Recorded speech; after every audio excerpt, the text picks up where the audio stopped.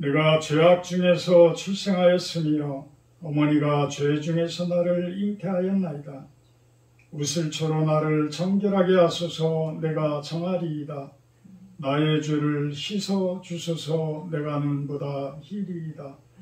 하나님이여, 내 속에 정한 마음을 창조하시고 내 안에 정직한 영을 새롭게 하소서. 아멘. 찬송가 5장으로 찬양 올려드립니다.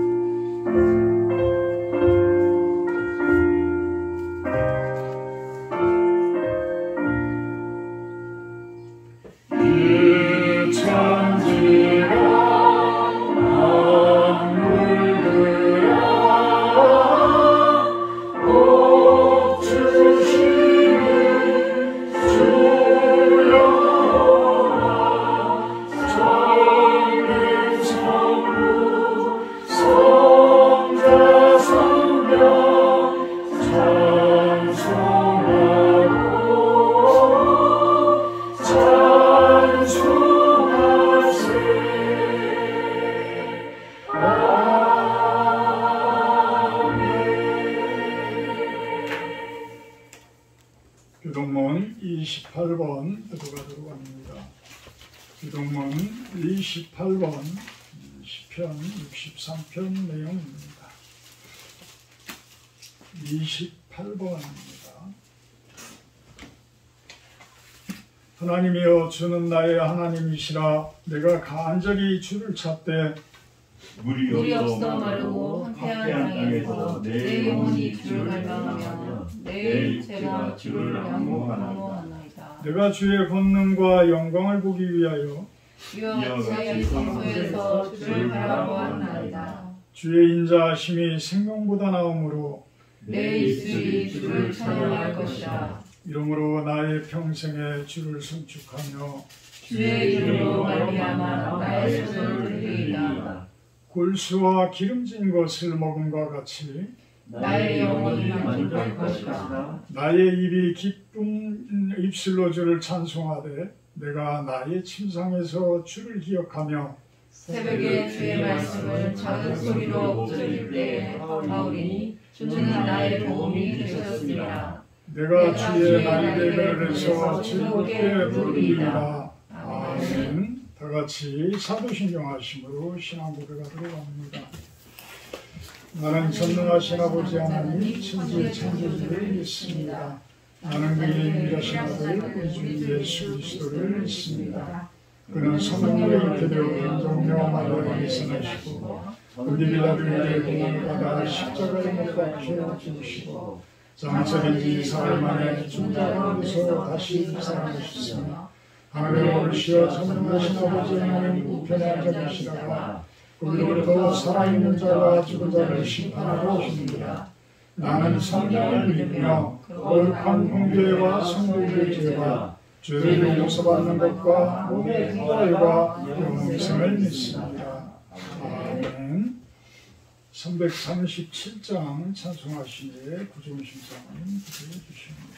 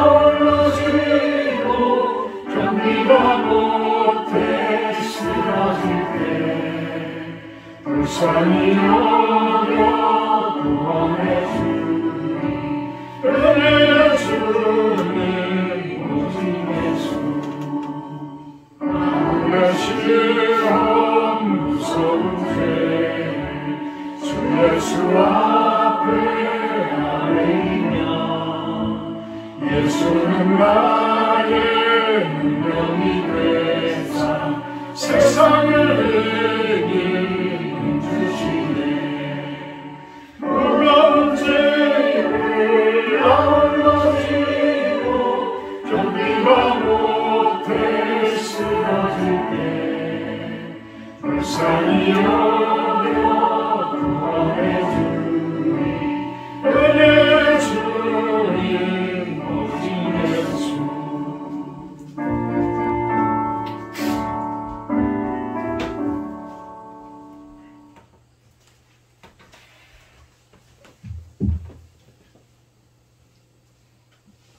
우주 만물을 창조하시고 주관하시며 우리 인생의 주권자 되시는 하나님을 경외하며 이 시간 찬양과 예배로 영광 올려 드립니다.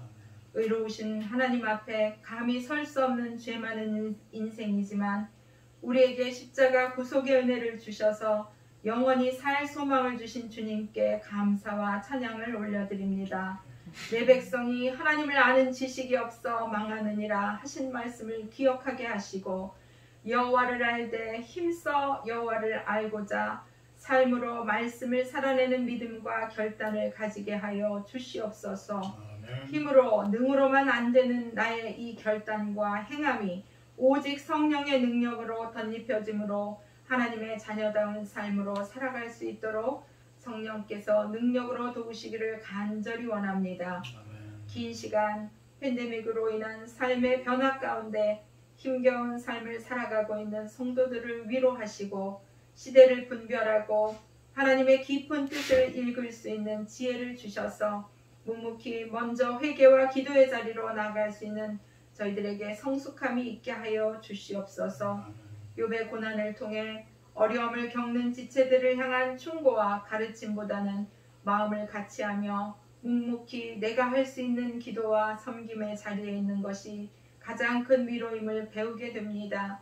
다른 사람을 향한 판단과 정죄의 잣대를 내려놓고 조용히 기도와 섬김의 모습으로 나아가기 원합니다. 아멘. 바라고 원하옵기는 신롱원 교회의 성도들이 비록 소수의 무리이지만 하나님의 친백성이 되고 그리스도의 장성한 분량에까지 자라기를 원하고 기도합니다. 그리하여 하나님께서 이 땅에서 우리에게 하라고 맡겨주신 사명을 잘 마치게 하시고 주 앞에 서는 날 잘했다 칭찬받는 영혼들로 다 세워 주시옵소서.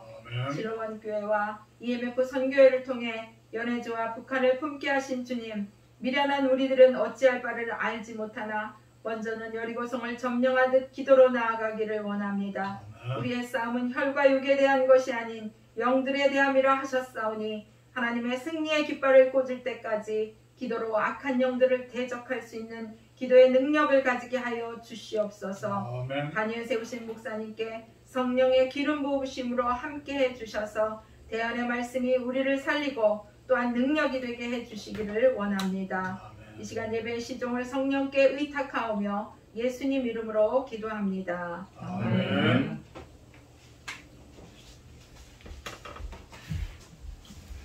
말씀 봅니다. 욥기 5장 17절에서 21절 말씀입니다.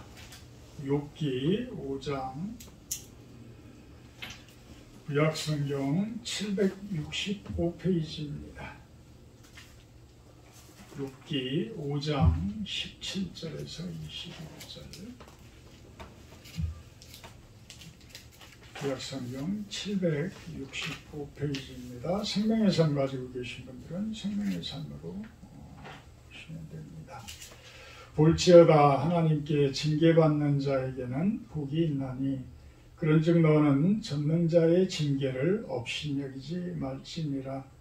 하나님은 아프게 하시다가 싸매시며 상하게 하시다가 그의 손으로 고치시나니 6가지 환난에서 너를 구원하시며 7가지 환난이라도 그 재앙이 네게 미치지 않게 하시며 기근 때의 죽음에서 전쟁 때의 칼의 위협에서 너를 구원하실 터인즉 네가 혀의 채찍을 피하여 숨을 수가 있고 멸망이 올 때에도 두려워하지 아니할 것이라. 아멘. 오늘은 엘리바스의 교만 이렇게 말씀을 정해봤습니다. 엘리바스의 교만.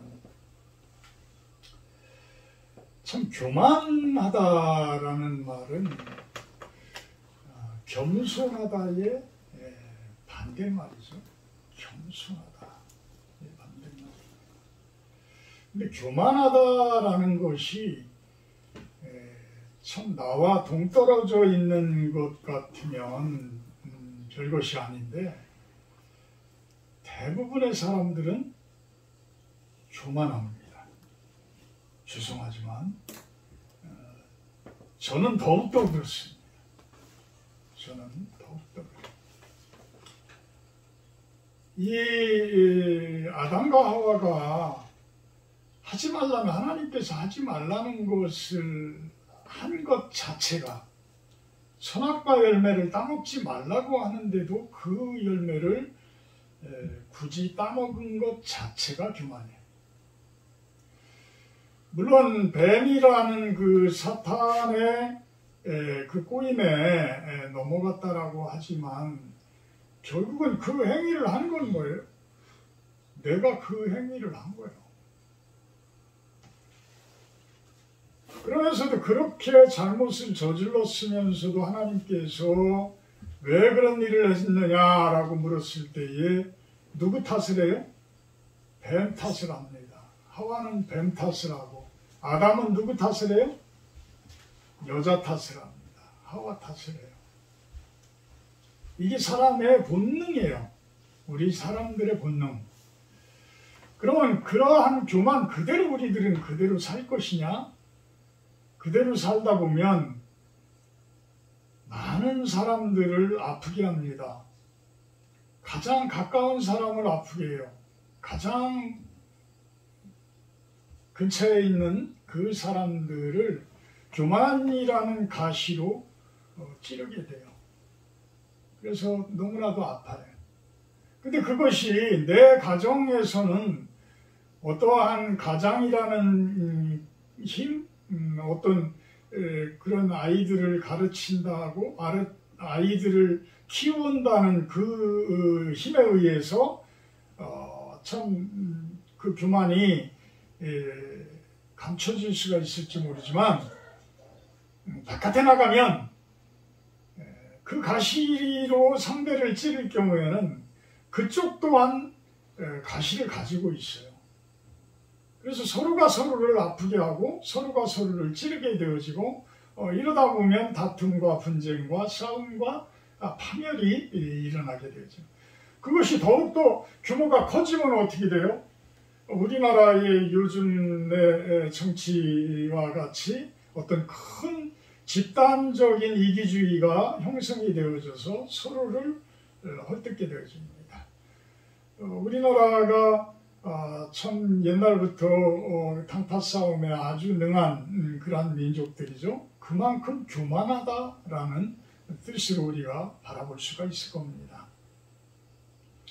교만을 사전을 찾아보면 잘난 체하고 겸손하지 못하고 건방진 모습이다, 이렇게 나와 있습니다.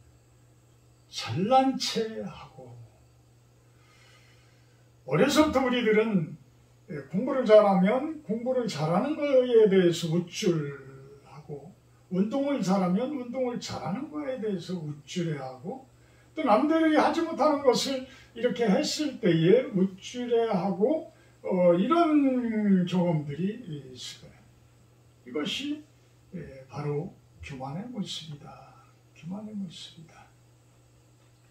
참 건방지다라는 표현이 나올 정도면 우리는 이미 겉으로 보이도록 상대를 아프게 하고 있는 거예요. 참 더욱더 교만한 사람들은 엉큼한 모습으로 교묘하게 상대들을 감싸는 것 같이, 보살피는 것 같이 하면서 자신을 우에 두는 모습. 정치하시는 분들 뿐만이 아니라 교회 목사님들, 장로님들, 어떤 위에 있으면 있을수록 그런 모습들이 보이는 거죠. 교만은 잠언 16장 18절의 말씀에는 교만은 패망의 선봉이요 거만한 마음은 넘어짐의 앞잡이다. 패망의 선봉, 교만은 패망의 선봉. 패망하기 위해서는 교만하라는 얘기예요. 넘어짐의 그러한 앞잡이다. 넘어질 수밖에 없다라는 거예요. 교만한 사람들은 넘어질 수밖에 없고, 교만한 사람들은 실패할 수밖에 없다. 실패할 수밖에. 그러면 성공하고 싶고 어떤 좋은 열매들을 맺고 싶고 한다고 그러면 우리들은 어떤 모습이 되어야 돼? 어떤 모습이 되어야 돼? 그만큼 겸손해진다면 우리들은 그 목적을 이루어갈 수가 있다. 자, 교만이라는 것을 우리는 상당히 멀리 생각만 했어요. 근데 어제 우리 구사모하고 저녁 식사를 좀 하러 가면서 잠깐 차 안에서 나눈 이야기들이 진짜 그렇구나. 참 대수롭지 않은 데에서 우리들은 교만한 사람들이구나 라는 것을 한번 생각을 해봤어요. 내가 말은 잘 옮기지는 못하지만 어떤 교만한 사람이 나를 힘들게 했을 때 내가 화가 난다? 대부분의 사람들은 다 화가 나요. 그죠? 참 건방지고 교만한 사람이 나를 화를 나게 만들어. 내가 그냥 그거에 따르는 화가 나고 있어. 우리는 교만한 사람이라. 교만한 사람. 저는 또 그런 생각을 한번 해봤어요.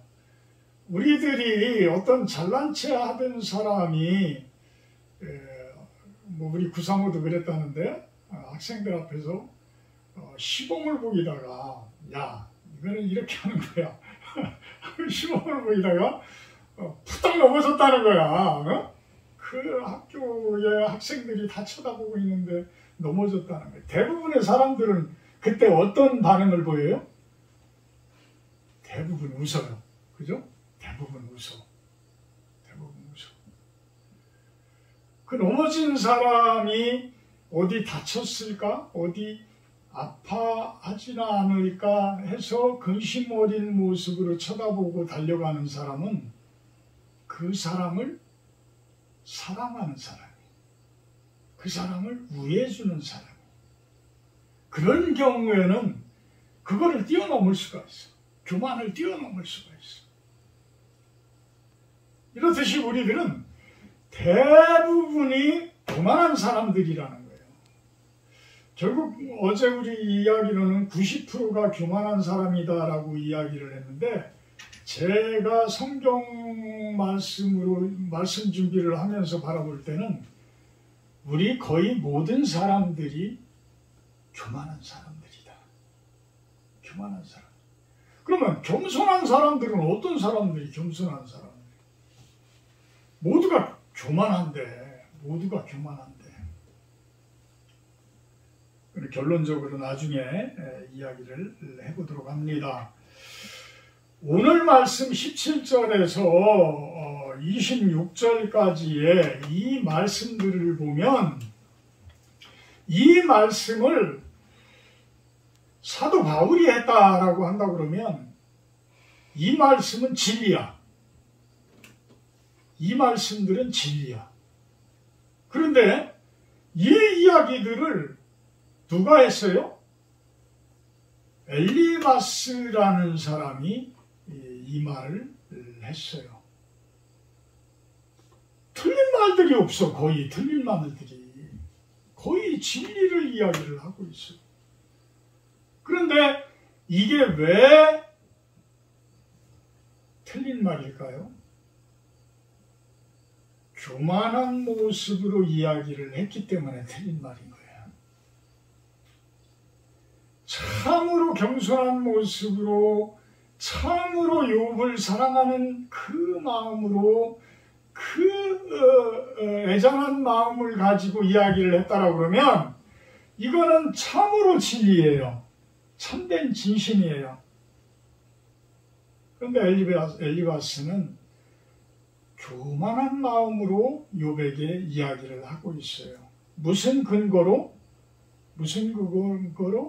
하나님께서는 행한 대로 갚으리라 라는 그 말씀을 가지고 행한 대로 갚는데 하나님은 행한 대로 갚으시는 분이 맞아요. 그거를 행위화복이라고 표현을 합니다. 행위화복. 행위에 따른 화와 복이 온다. 행위화복이라는 표현을 갖는데 이 말은 진리야. 그런데 그 행한 것에 대해서 내가 판단할 수 있어요? 내가 집사님들 행한 것에 대해서 집사님 그렇게 하면 안 돼. 집사님 그렇게 하면은 그거는 죄야. 그렇게 하다가는 하나님께 매맞아. 물론 그렇게 할 수도 있어요. 물론 그렇게 할 수도 있어요. 아주 눈에 드러나는 죄. 또 그 죄에 의해서 어떤 성문법에 의한 형법에 의한 민법에 의한 어떤 징계가 내려진다라고 한다 그러면 그건 확실한 죄가 될 수가 있기 때문에 그에 대해서는 이야기할 수도 있겠지만 넘어진 것을 가지고 박수치는 그 모습을 바라봤을 때 하나님의 심정은 어떤 심정이거든요. 어떤 심정이거든요. 설사 그렇더라고 하더라도 우리 성도님들은 그런 모습으로 바라봐서는 안 됩니다. 근데 엘리바스는 그 모습으로 욥을 지금 정죄하고 있는 거예요. 욥은 1장 1절에도 욥은 어떤 사람이래요? 정직하고 죄가 없는 사람이라고 그랬어요. 아주 경건한 사람이라고 그랬어요. 이렇게 하나님께서 인정했던 욥인데 욥이 그렇게 하루아침에 모든 재산들을 다 잃어버리고 심지어는 10명이나 되는 자녀들이 하루아침에 집이 무너져 내리면서 잔치하고 마시고 즐기던 그 자녀들을 한 번에 다 잃어버려요. 그러면서 사탄이 몸의 질병까지 있게 한다고 그러면 결국은 만세 부를 것이다. 하나님을 욕하지 않겠느냐. 이렇게 또 사탄이 참수를 합니다. 그러다 보니까 그러면은 생명까지는 하지 말되 질병은 허락을 한다. 결국은 온몸에 그냥 종기가 나고 온몸이 아파가지고 그거를 막 벅벅 긁고 있으니까 그 아내가 하나님을 원망하고 차라리 저주를 해라 이렇게까지 이야기를 할 정도예요. 그렇게 하나님 앞에 바로 선 욥이야. 하나님 앞에 좋은 신앙을 가지고 온전한 신앙을 가지고 바로 서 있는 욥인데 그 욥에게 뭐예요? 네가 살아오면서 그래도 지은 죄 때문에 하나님께서 너를 매를 내리시고 너를 때리시는 것 아니냐 이 이야기를 하고 있는 거예요. 그래서 본문에 볼지어다 하나님께 징계를 받는 자에게는 복이 있다. 이 이야기는 네가 죄가 있어서 징계를 받고 있는 것이다. 이렇게 이야기를 합니다. 근데 이 본문의 모습만을 보게 되면 하나님께 징계를 받는 자는 복이 있어요. 왜? 그 징계를 제대로 받아들이고 그 징계를 이겨내는 자는 고쳐나가는 자는 매를 댄다는 건 뭐예요? 내가 잘못했을 때 매를 댄다는 건 고쳐주기 위한 거예요. 바른 길을 가도록 해주시기 위한 거예요. 그러니 그거는 당연히 복이죠. 당연한 축복인 거예요. 여러분들이 고난을 당하고 있고 징계를 당하고 있다라고 한다고 그러면 그 원인을 내 머리로 생각하지 마세요. 내 머리로 생각하려고 하지 말고 기도하시면서 마음속 깊숙이 계신 성령님께서 이야기하는 그 말씀을 한번 들어보세요. 내 생각대로 하게 되면 내 기분에 의해서 내 어떤 감정에 의해서 이상한 소리로 변경될 수도 있어요. 그래서 제가 말씀드려요. 내 안에 깊숙이 계신, 내 중심 안에 깊숙이 계신 성령님의 음성을 귀를 기울여 보시라는 거예요. 귀를 기울여 보시라. 그럴 때에 그분은 우리들에게 이야기를 합니다. 그러면서 내가 지금 당하고 있는 고난, 고통, 이것이 시간이 얼마나 걸릴지는 모르지만 나중에는 그것이 복으로 여러분들에게 오는 게 당연한 거예요. 복으로 와요. 복으로 변화되어져서 여러분들에게 축복이 되어지고 여러분들에게 좋은 결과물들이 맺혀지게 하는 것이 사실입니다. 그래서 너는 전능자의 징계를 업신여기지 말아라. 업신여기지 말아라. 하나님은 아프게 하시다가 싸매시며 상하게 하시다가도 그의 손으로 고치신다. 19절에 6가지 환난에서 너를 구원하시며 7가지 환난이라도 그 재앙이 네게 미치지 않게 하시며 7이라는 숫자는 완전수라고 했어요. 완전수. 우리가 일주일, 2주일 이렇게 주일 이렇게 가잖아요.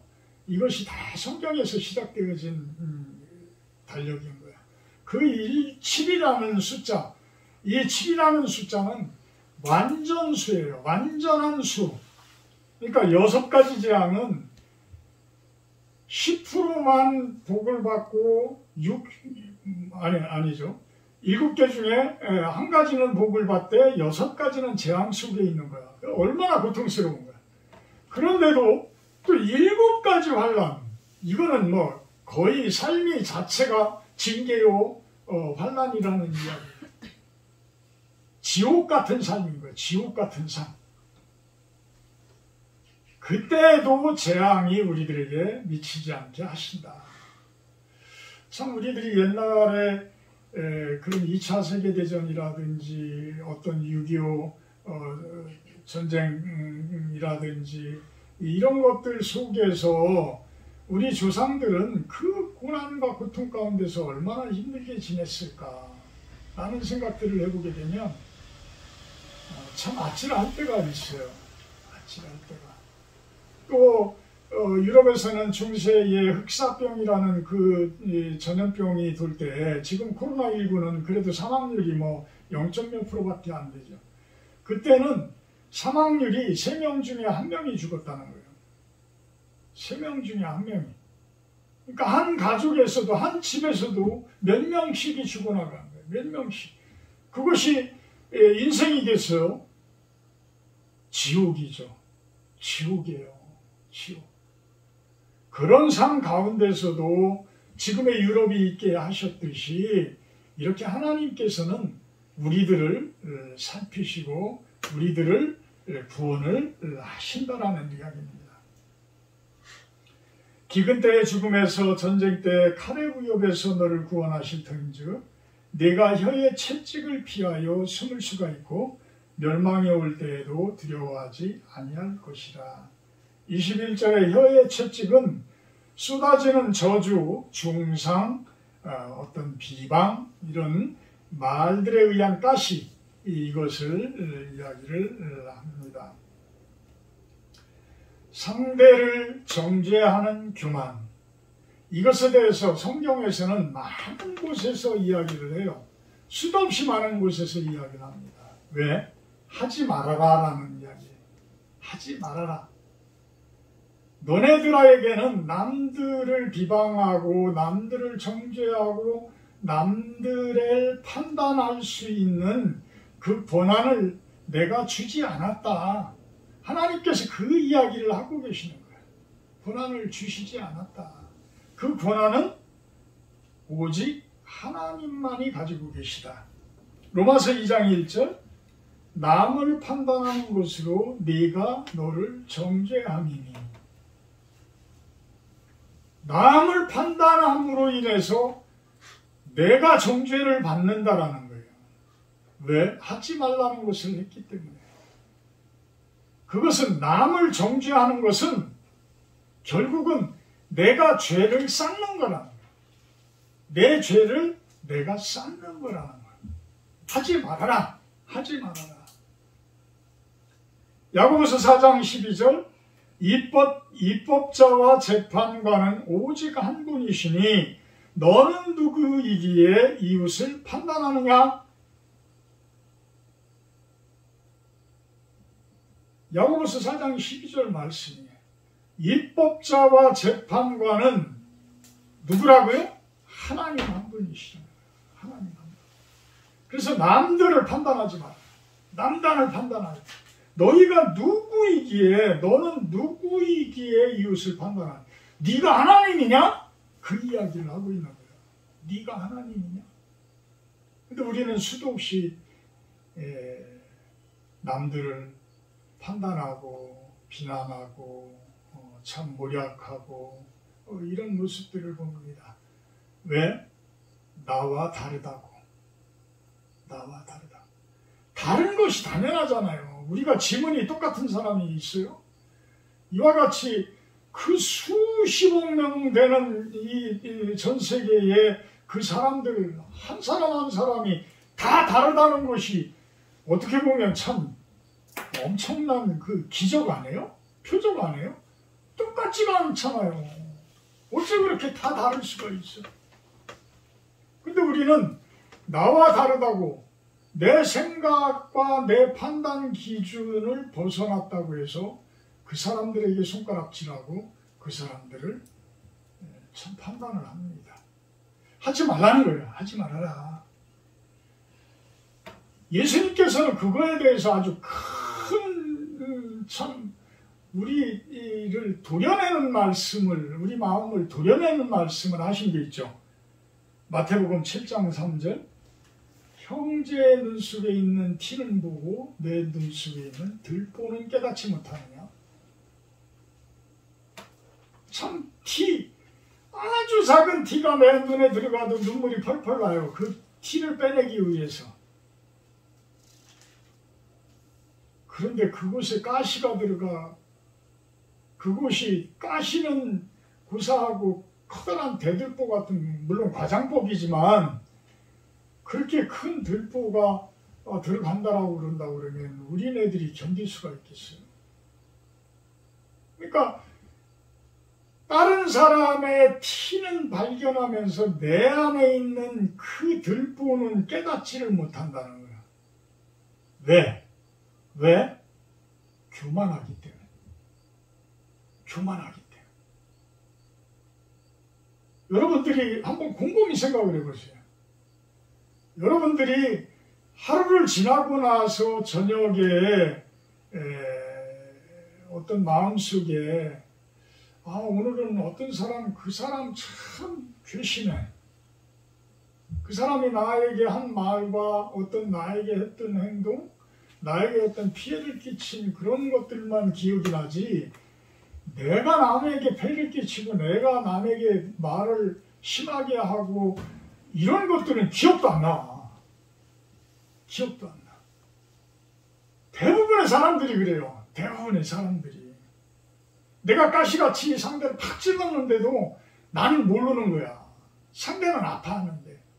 움찔하고 아파하는데.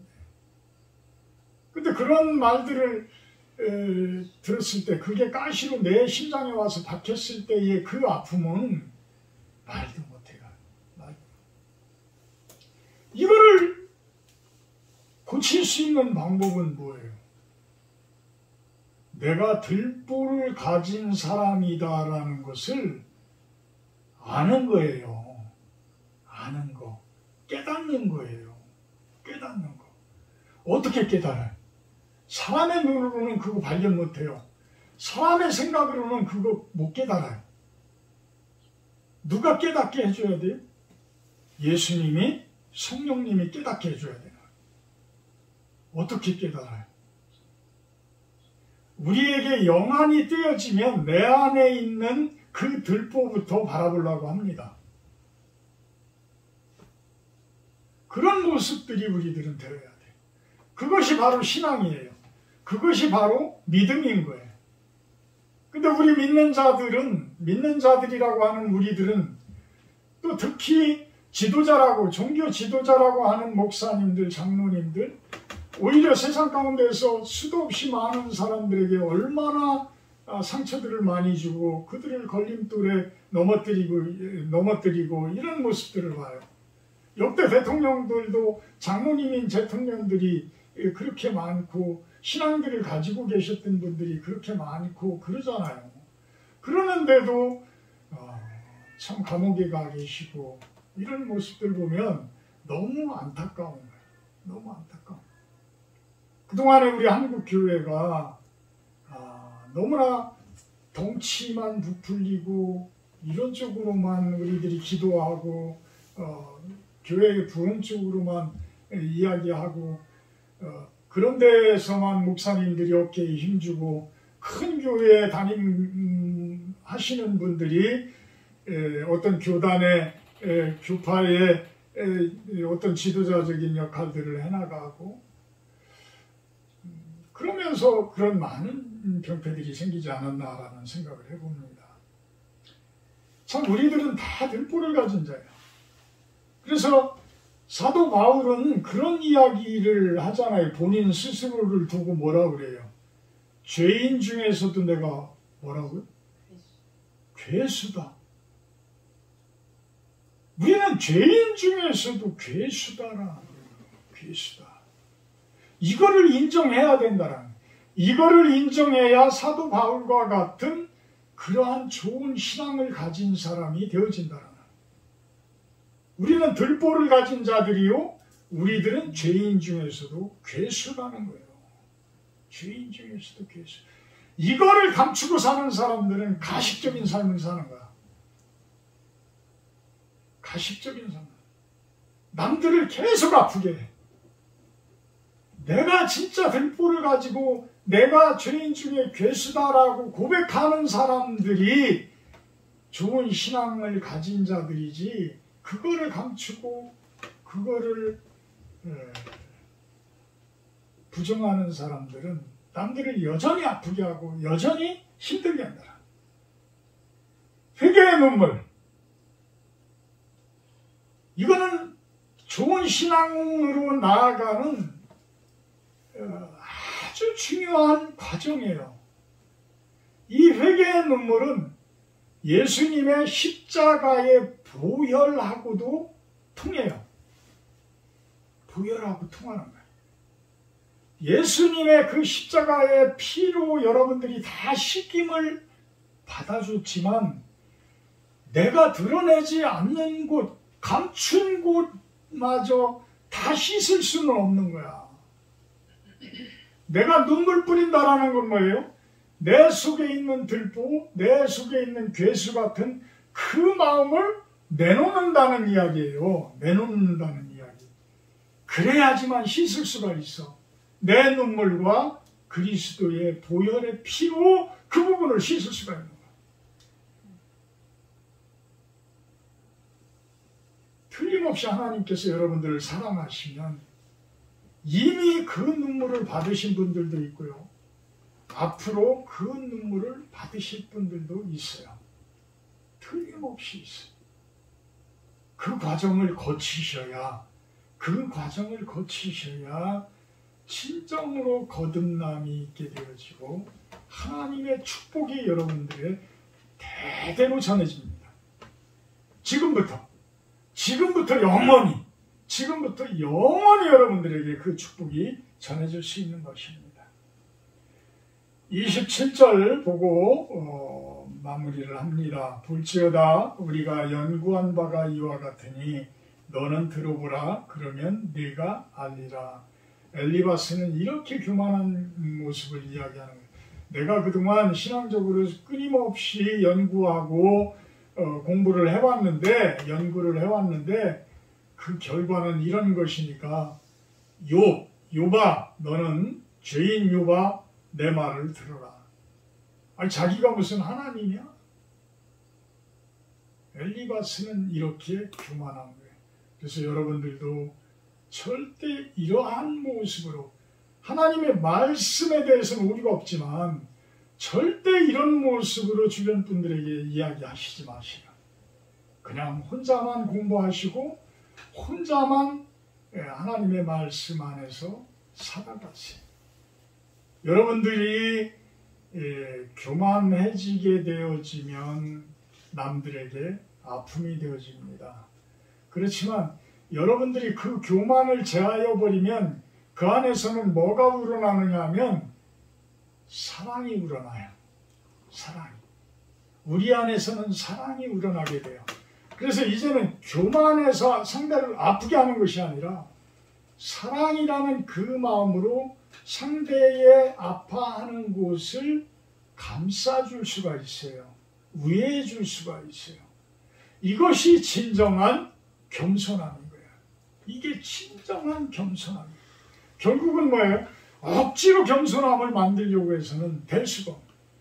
내가 변화되어지고 내가 좋은 신앙을 갖고 내가 하나님께 온전한 모습으로 서게 될 때에 우리는 상대를 사랑할 수 있는 거예요. 겸손해질 수가 있는 것입니다. 하나님은 교만한 자를 대적하시되 겸손한 자들에게는 은혜를 주시느니라.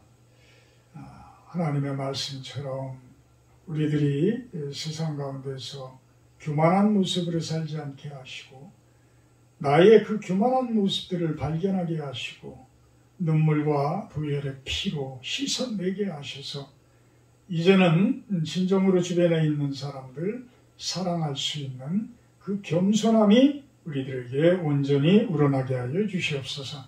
예수님의 이름으로 기도합나이다. 아멘. 십계명 기도갑니다. 그 코팅되어져 있는 것 보면 십계명이 있습니다. 정자로만 쓰여진 부분만 기도가 들어갑니다. 하나님이 모든 말씀으로 말씀하여 이르시되 나는 너를 애굽 땅 종되었던 집에서 인도하여 내 하나님 여호와니라. 제1은 너는 나 외에는 다른 신들을 내게 두지 말라.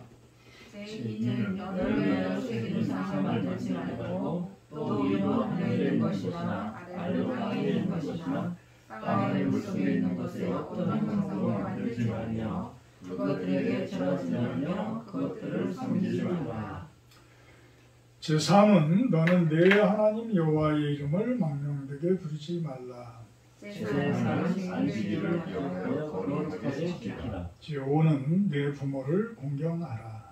제6은 살인하지 말라. 제7은 간음하지 말라. 제8은 도둑질하지 말라. 제9는 내 이웃에 대하여 거짓 증거하지 말라. 제10은 내 이웃의 집을 탐내지 말라. 50장 1절을 하며 봉헌하도록 합니다.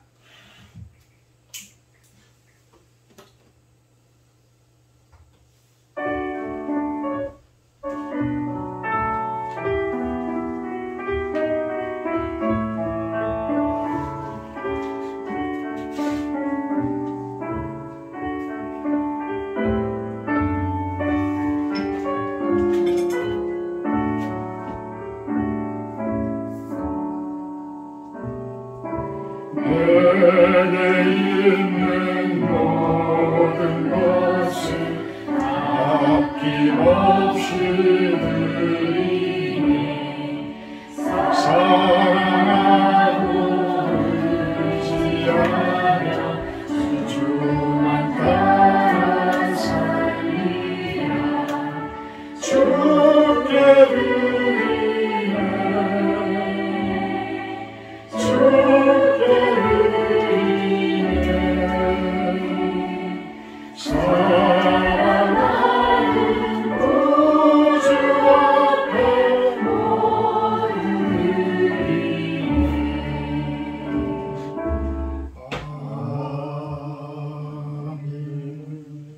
사랑의 하나님 감사합니다. 귀한 손길들 통해서 물질 올려드립니다. 이 물질이 주님의 귀한 곳에 사용되어지게 하시고 하나님 나라가 이 땅 가운데 세워지는데 미약하나마 그 역할을 잘 감당하게 하여 주시옵소서.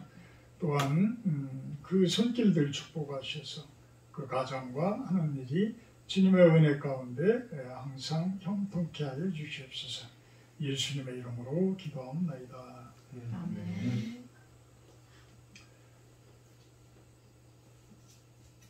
다음 주 주일 예배 기도는 김재훈 집사님이십니다. 집사님 준비해 주시고 그 다음 주에는 우리 이성인 집사님 좀 준비를 해주세요. 오늘 새로 오신 분이 계십니다. 아주 귀하신 분이 이것을 찾았는데 이재희 집사님이시라고 그럽니다. 우리 환영의 박수.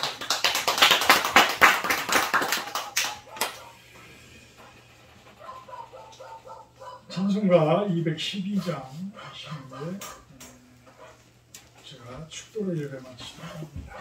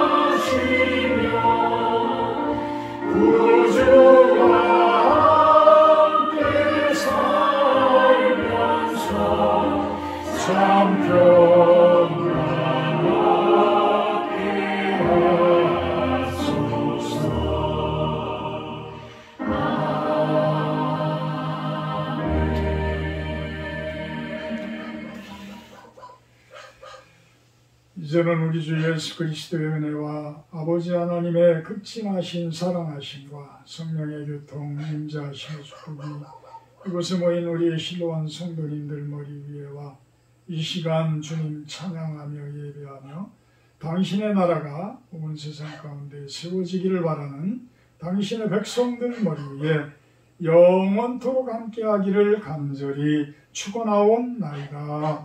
아멘.